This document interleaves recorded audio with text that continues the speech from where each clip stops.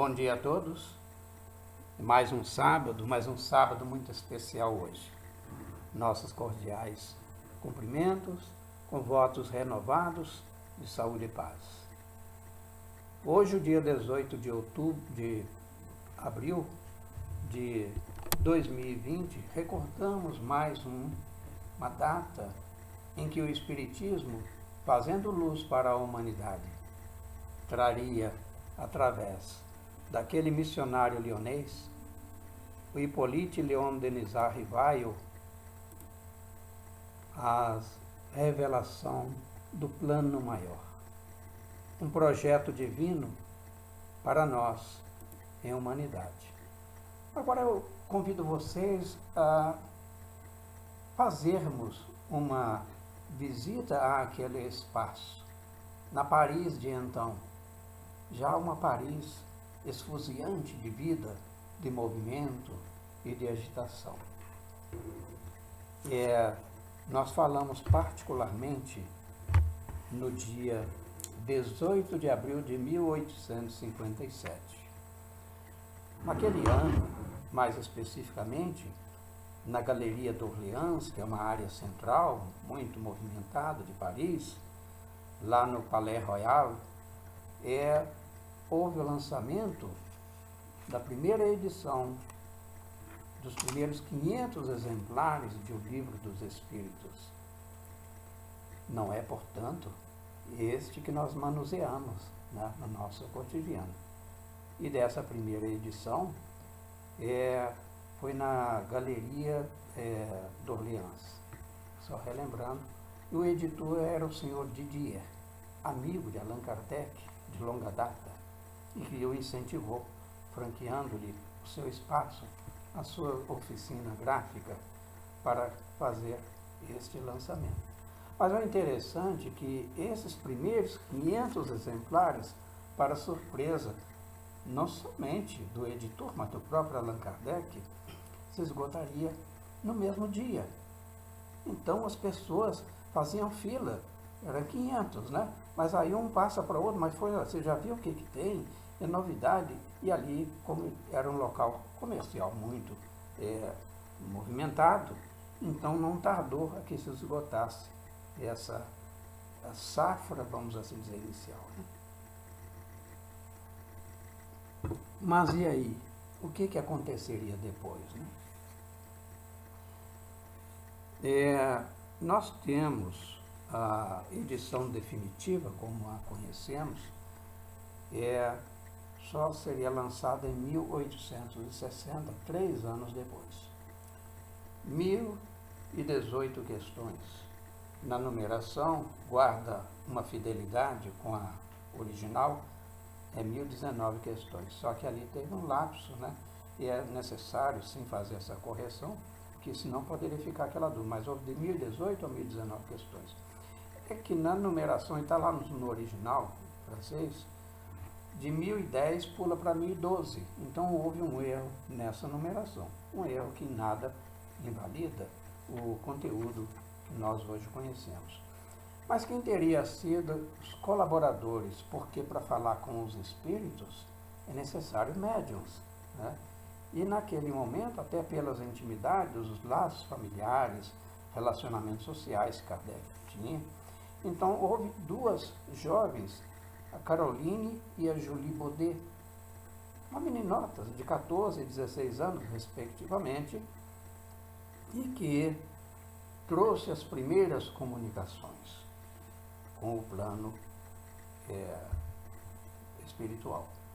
Porém, mais tarde, juntar-se-ia outras tantas, outros médiuns, né?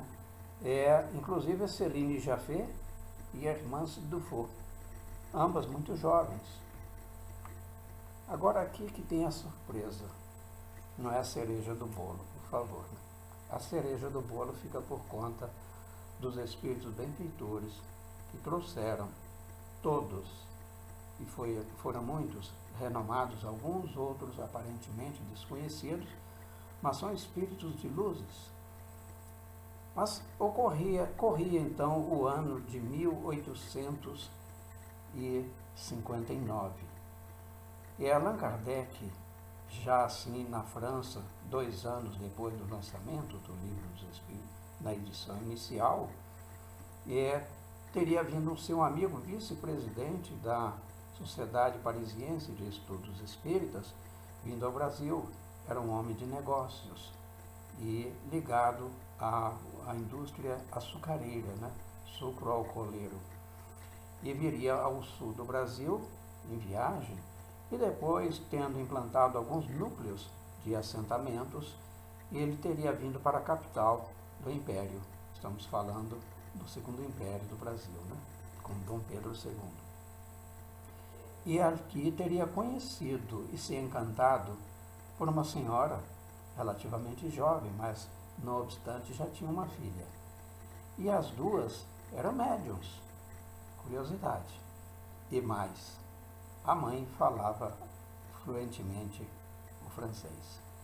E ela encanta-se, então, desse namoro surge um envolvimento maior, casa-se. E ao retornar para a Europa, para Paris, e ela é apresentada, as duas, aliás, são apresentadas ao ilustre codificador Allan Kardec. E elas passam a integrar a equipe de médiuns, das quais Allan Kardec se serviria para dar continuidade à obra. Interessante que a primeira edição, só para lembrar, 501, e a segunda, em 1860, acrescida de mais 514 questões, né, em ordem, porém com uma, nessa segunda e última edição, com valores morais inseridos. Quando nós deitamos olhos como estudantes, como aprendizes, né, do Espiritismo, nós percebemos que a obra espírita, ela está no Livro dos Espíritos, ela está em blocos, né? Então vamos chamar 4 blocos principais, assim estruturadas. No primeiro bloco tem as causas primeiras ou causas primárias. E isso daria origem mais tarde ao livro A Gênese, o último da codificação. E o segundo, o mundo dos espíritos. Então, nesse segundo bloco, Allan Kardec faz um tratado sobre a mediunidade, surgindo ali o Livro dos Espíritos, como nós o conhecemos hoje. O Livro dos Médiuns, como nós hoje o conhecemos. E temos ainda as leis morais, o terceiro bloco. E nesse terceiro bloco irá surgir o Evangelho segundo o Espiritismo. Esta primeira edição do Evangelho aconteceria, tal como nós o conhecemos hoje, no ano de 1864, 4 anos, portanto, após o Livro dos Espíritos, edição definitiva. E ainda, por fim, um outro bloco, que daria origem ao 4º livro da codificação, que é o Céu e o Inferno, chamado das Esperanças e Consolações. E assim, então, nós temos esta realidade na qual houve a interferência da colaboração direta dos benfeitores espirituais. Nós temos muitos ali que trouxeram as suas colaborações, mas vale destacar de São Luís, porque São Luís esteve presente naquele primeiro momento e foi até o último. Isso. São Luís também teria trazido a sua contribuição em outras obras mediúnicas. Inclusive, é uma curiosidade que eu compartilho com vocês, né? E a gente, ao estudar, a gente vê quanta riqueza existe dentro do Espiritismo e que nós, no nosso dia a dia, na correria para prover os recursos materiais que o espírito encarnado, é bom lembrar, tem necessidades materiais, sim, e não deve descurar-se delas, sobretudo aqueles, né, que já constituíram a família, a célula da sociedade.